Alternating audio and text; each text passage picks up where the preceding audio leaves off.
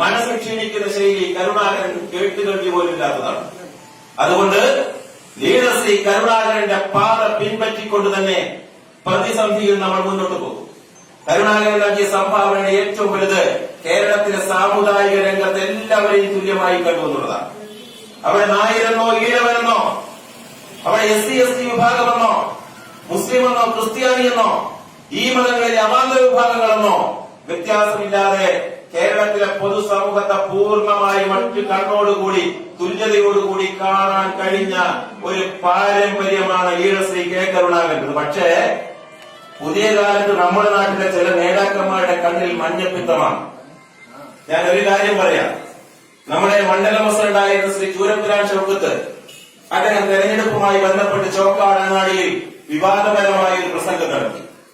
2005 തെരഞ്ഞെടുപ്പിൽ ഇവിടെ കോൺഗ്രസ് തയ്യാറാക്കിയ സ്ഥാനാർത്ഥി പട്ടികയുമായി ബഹുമാന്യനായ ആര്യാടൻ മുഹമ്മദിന്റെ പക്കൽ ചെന്നപ്പോൾ ആ സ്ഥാനാർത്ഥി പട്ടിക എടുത്തു നോക്കിയിട്ട് അദ്ദേഹം പറഞ്ഞത്രേ, ഈ സ്ഥാനാർത്ഥി പട്ടികയിൽ മുഴുവനും BJP-ക്കാരാണല്ലോ എന്ന്.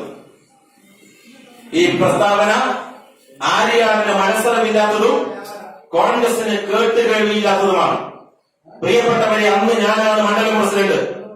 ആ സ്ഥാനാർത്ഥി പട്ടികയുമായി നിലമ്പൂരിലേക്ക് പോകുന്നത് ബഹുമാന്യനായ ശ്രീ ആരിക്കോട്ടിൽ ഉണ്ണികൃഷ്ണൻ, ശ്രീ കുഞ്ഞാണിയക്ക, ശ്രീ AP അബു തുടങ്ങിയ ആളുകളാണ് ആ സ്ഥാനാർത്ഥി പട്ടിക ആര്യാടൻ മുഹമ്മദിന് മുന്നിൽ വെക്കുന്നത്. അദ്ദേഹം നോക്കിയിട്ട് പറഞ്ഞു, ബ്ലോക്ക് സ്ഥാനാർത്ഥികൾ തീരുമാനമായിട്ടില്ല, നമുക്ക് പൊന്നമ്മ ടീച്ചറെയും തെന്നാടൻ നാസനെയും ഉൾപ്പെടുത്തിക്കൊണ്ട് സ്ഥാനാർത്ഥി പട്ടികയ്ക്ക് അന്തിമ രൂപം നൽകാമെന്ന കാര്യമല്ലാതെ ആര്യാടൻ മുഹമ്മദ് വർഗീയ ചുവയുള്ള ഒരു കാര്യവും പറഞ്ഞിട്ടില്ല.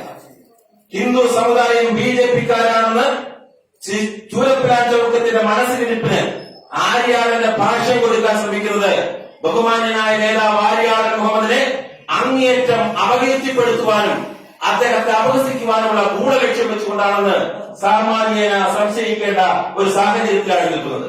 മതേതരത്വത്തിന്റെ പടനായകനായ ആര്യാടനെ മതവർഗീയവാദത്തിന് ചൂണ്ടുപിടിക്കുന്നവനായി ചിത്രീകരിക്കാനുള്ള ചൂരപ്പുരാൻ ചൗക്കത്തിന്റെ നീക്കം അങ്ങേയറ്റം പ്രതിഷേധാർഹമാണ്. അതിന് പരസ്യമായി മാപ്പ് പറയുവാൻ അദ്ദേഹവും നിലവിലുള്ള മണ്ഡലം കമ്മിറ്റിയും സംയുക്തമായി തയ്യാറാകണമെന്ന് ഈ സമ്മേളനം ആവശ്യപ്പെടുകയാണ്.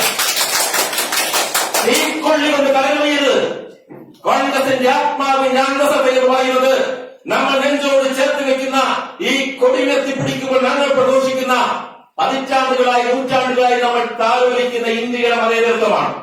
4 വോട്ടിനും നക്കാപ്പിച്ചയ്ക്കും ചില ഘടകകക്ഷികളെ പ്രീതിപ്പെടുത്താനും വേണ്ടി കോൺഗ്രസിന്റെ നേതാക്കന്മാരെ വർഗീയ മുഖം നൽകി ചിത്രീകരിക്കുന്നത് കാറ്റ് വിതച്ച് കൊടുങ്കാറ്റ് പെയ്യുന്നതിന് തുല്യമായിരിക്കുമെന്നുള്ള കാര്യം നമ്മൾ തിരിച്ചറിയാം. മറ്റൊന്ന്, കോൺഗ്രസ് ആരുടെയും കീശയിലല്ല. ഞാനൊന്നും പറയുന്നില്ല. കോൺഗ്രസിനെ വിറ്റ് കീശയിലാക്കാൻ ആ പറഞ്ഞ നേതാക്കൾ നമ്മൾ അനുവദിച്ചില്ല. കോൺഗ്രസിനെ വിറ്റ് കീശയിലാക്കുന്നവർക്ക് കീശയെപ്പറ്റി നിത്യം ചിന്തിക്കേണ്ടതുള്ളൂ. ആരും പറയാതെ ഒരാൾ മാത്രം കീശയെപ്പറ്റി പറഞ്ഞാൽ അദ്ദേഹത്തിന്റെ താല്പര്യം കീശയിലാണ്, കോൺഗ്രസിലാണ് വിശ്വാസം.